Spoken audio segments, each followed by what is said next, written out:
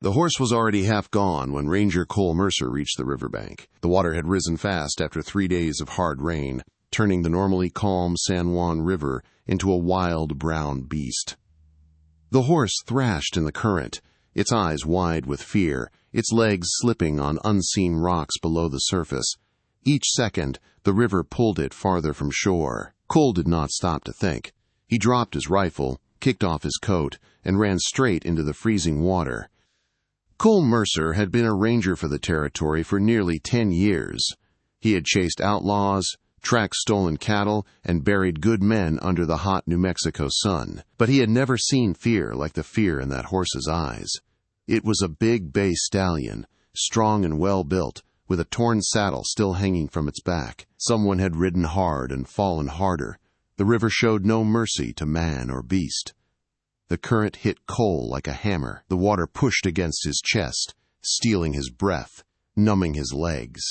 He planted his boots into the riverbed and fought his way forward, step by painful step. Gravel rolled under his feet.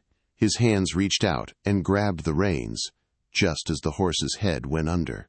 Cole wrapped the leather tight around his wrist and pulled with all the strength he had left. The horse screamed, a sharp sound that cut through the roar of the river. It fought him at first, wild with panic, striking the water with its hooves. Cole held on, shouting low and steady words, the kind his father used to calm frightened animals back on their small ranch in Arizona. The words did not matter. It was the voice that mattered, slow, firm, human. Little by little, Cole dragged the horse closer to shore. The river tried to steal them both, but Cole refused to let go. His arms burned. His lungs felt ready to tear.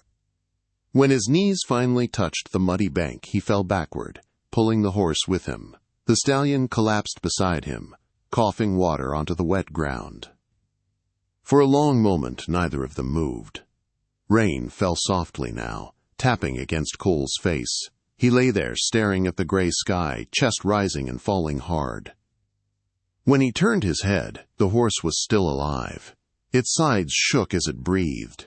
One eye was swollen, and blood ran down its shoulder from a deep cut. The saddle was ripped, the stirrup bent almost in half. Cole pushed himself up and crawled closer. He placed a hand on the horse's neck. The animal flinched, then went still. Its skin was warm under his palm, alive. That was enough for now. There were no other riders in sight, no tracks nearby, except the ones the rain had already washed away. Whoever had owned this horse was gone, maybe taken by the river, maybe thrown and left behind. Cole had seen both before. The West was full of stories that ended without answers. He stood slowly and checked the horse more closely. The cut on its shoulder was bad but not deadly. The stallion's legs were scraped, but none looked broken. Strong animal. Tough. A survivor. Cole respected that. He untied the ruined saddle and let it fall to the mud. Then he took off his ranger hat and let the rain wash the sweat and river water from his face. He looked around the empty riverbank, listening. Only the river answered back. Cole knew he could not leave the horse there. Wolves had been moving closer to town lately, driven down from the hills by the storm. A helpless horse would not last the night. He needed to get it to higher ground, maybe back to the ranger station a few miles east. He took the reins gently and tried to guide the stallion to its feet. The horse resisted at first, legs shaking, but then it stood. Tall, proud. Even wounded, it carried itself like it knew its worth. Cole felt a strange pull in his chest, a feeling he could not name. As they started walking away from the river, the horse suddenly stopped. Cole tugged the reins lightly. The horse did not move. Instead, it turned its head and looked straight at him, not wild, not afraid. The dark eyes were clear and focused, holding his in a way that made Cole uneasy. He had worked with horses his whole life, but this was different. It felt like the animal was studying him, not the other way around. Then the horse did something Cole had never seen before. It lowered its head and pressed its forehead gently against Cole's chest. Cole froze. The rain, the river, the pain in his body all faded for a second. He stood there, one hand still on the reins, the other resting against the horse's neck. The stallion stayed that way, breathing slow, steady, as if it had made a choice. Somewhere deep inside, Cole felt it. This rescue was not the end of something, it was the beginning. And the river behind them kept moving, carrying its secrets downstream. Cole did not pull away. He stood still while the horse pressed its head against him, reins sliding down both of them. He had faced guns, knives, and angry men, but this simple moment made his hands shake. When the horse finally lifted its head, it stayed close, walking at Cole's side like it had always belonged there. They moved slowly up the trail, away from the river. The ground was soft, and Cole had to watch each step. The horse limped but did not complain. It trusted him now, and that trust felt heavy. By the time the ranger station came into view, the sky had started to clear, and the storm drifted east like it had never been there at all.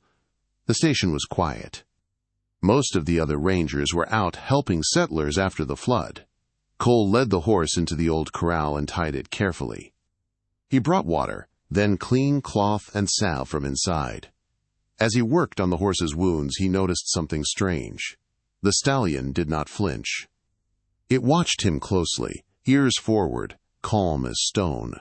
When Cole finished, the horse reached out and nudged his shoulder, soft and gentle. That night, Cole could not sleep. The image of the horse in the river kept returning to him, along with the look in its eyes. At dawn, he saddled his own horse and rode out along the river, searching for signs of the missing rider. He followed broken branches and bits of torn cloth, until he found a body caught against a fallen tree downstream. The man was young, no older than 20. His face was pale, his clothes torn. Cole found a small badge pinned inside his coat.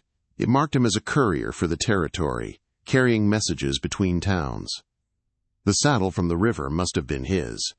Cole felt a tight ache in his chest as he closed the man's eyes and said a quiet prayer. Back at the station, Cole buried the courier on a rise overlooking the river. He placed the broken saddle at the grave as a marker. When he returned to the corral, the stallion was watching him. The horse stepped forward and let out a low sound, not loud, but full of feeling. Cole realized then that the horse knew. It had lost its rider, too. Days passed. The storm damage kept Cole busy, but the horse stayed on his mind.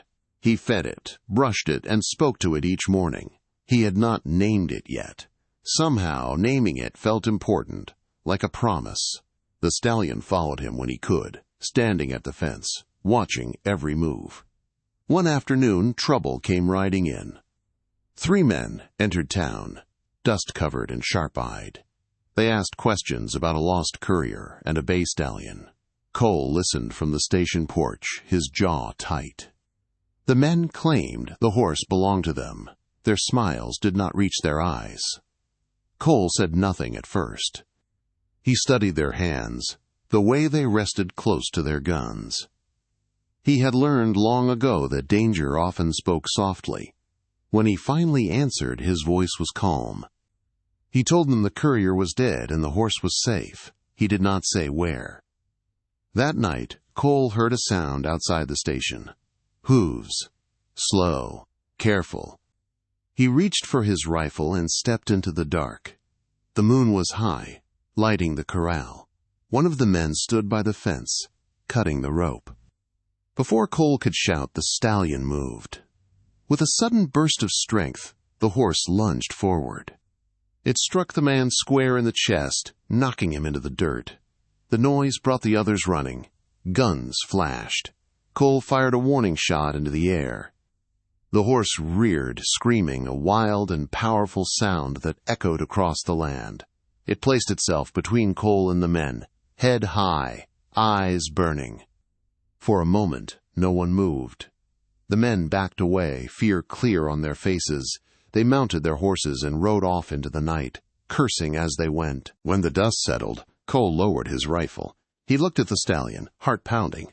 The horse stepped closer and stood beside him, strong and steady, like a guard.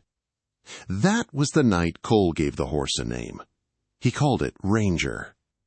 But he had no idea that this bond would soon be tested in a way that would change both their lives forever. Morning came quiet and cold. Cole stepped outside the station and found Ranger already awake, standing at the corral fence like it had been waiting for him.